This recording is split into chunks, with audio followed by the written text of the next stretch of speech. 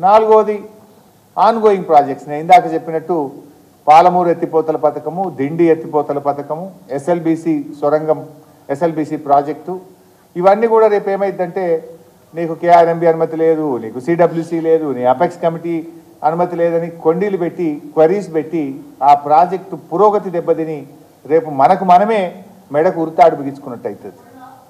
అంటే ఇది తెలంగాణ ప్రయోజనాలకు ఆత్మహత్యా సదృశ్యం. దీన్ని మర్చిపోతున్నారు వీళ్ళు. అసలు రాష్ట్ర ప్రభుత్వం దృష్టి పెట్టిందా లేదా, అధికారులే పోయి సంతకాలు పెట్టి వచ్చిందా, దానికి రాష్ట్ర ప్రభుత్వం అనుమతి ఉందా లేదా నాకు తెలియదు. పత్రికల్లో అయితే సంతకాలు పెట్టేసిండ్రు, వారం లోపల పోతున్నది ప్రాజెక్ట్ అని చెప్పి అన్ని పత్రికలు పతాక శీర్షికన వార్తలు వస్తూ ఉన్నాయి. జగన్ విజయం అంటున్నారు, ఆంధ్రప్రదేశ్కు లాభమైంది అంటున్నారు, తెలంగాణకు నష్టమైంది అంటున్నారు, కరెంటు లేకుండా పోతుందని వస్తుంటే కూడా ఈ ప్రభుత్వానికి చీమగుట్టినట్టు కూడా లేదా అనిపిస్తూ ఉంది నాకు. ఇది నాలుగో విషయం.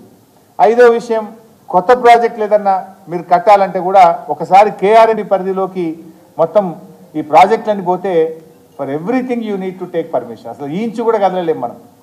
అంటే రేపటి భవిష్యత్తుకు కూడా మనకు ఇబ్బంది జరిగేటువంటి అవకాశం ఉంటుంది. ఈ అంశాలను ఒక పొలిటికల్ యాంగిల్లో కాకుండా రాష్ట్ర ప్రభుత్వం ఒక పాజిటివ్గా రాష్ట్ర ప్రయోజనాలు కాపాడే విషయంలో మీరు వెంటనే కళ్ళు తెరవండి, రివ్యూ చేయండి. ఇది కేఆర్ఎంబి పరిధిలోకి పోకుండా కాపాడండి. పోవడానికంటే ముందు మనం ఏదైతే డిమాండ్లు గత ప్రభుత్వం మేము పెట్టినామో అయితే ఆ డిమాండ్లన్నింటినీ ఒప్పించండి. లేదు అపెక్స్ కమిటీ ముందుకు తీసుకుపోయి అపెక్స్ కమిటీలోనైనా మన వాదనలు బలంగా వినిపించి మన రాష్ట్ర ప్రయోజనాలు కాపాడడం కోసం మీరు వెంటనే ప్రయత్నం చేయాలని చెప్పి నేను రాష్ట్ర ప్రభుత్వాన్ని ఈరోజు డిమాండ్ చేస్తూ ఉన్నా. ఇలా ఒక విషయం క్లియర్, ఇప్పుడు మళ్ళీ దీని ద్వారా ఒక క్లారిటీ ఏమొస్తుంది బైసాబ్, తెలంగాణ ప్రయోజనాలు కాపాడాలంటే గులాబీ జెండోలు ఒక్కలే కాపాడగలుగుతారు. ఇది చరిత్ర చెప్తుంది, ప్రస్తుతం జరుగుతున్న తీరు కూడా కనబడుతుంది. చరిత్ర ఏంటిది? ఆనాడు లోయర్ సీలేరు విషయంలో 7 మండలాల విషయంలో పోరాడింది బీఆర్ఎస్, బిల్లు పెట్టింది బీజేపీ, మద్దతు ఇచ్చింది కాంగ్రెస్. ఇవాళ ఏం జరుగుతుంది?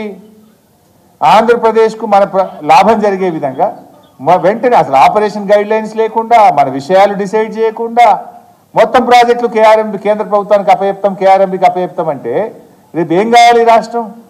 అంటే మరొకసారి కూడా ఇలా అటు కేంద్రంలో ఉన్న బీజేపీ ఒత్తిడి తెస్తుంది, రాష్ట్రంలో ఉన్న కాంగ్రెస్ ఒప్పుకుంటున్నది.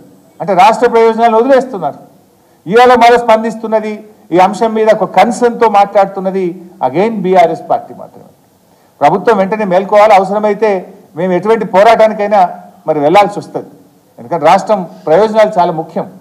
మేము ఎందుకంటే రాజకీయాలు ఎక్కువ మాట్లాడకుండా ఐఎమ్ ఓన్లీ ట్రయింగ్ టు అంటే అవేక్ దిస్ గవర్నమెంట్, ఈ ప్రభుత్వాన్ని మేల్కొల్పేటట్టు ప్రయత్నం చేస్తూ ఉన్నాం. ఈ ప్రభుత్వం వెంటనే స్పందించాలని చెప్పి మేము కోరుకుంటా ఉన్నాం. వెంటనే తక్షణమే రాష్ట్ర ప్రయోజనాలు కాపాడాలని చెప్పి నేను ఈరోజు ఈ ప్రభుత్వాన్ని కోరుతా ఉన్నాను.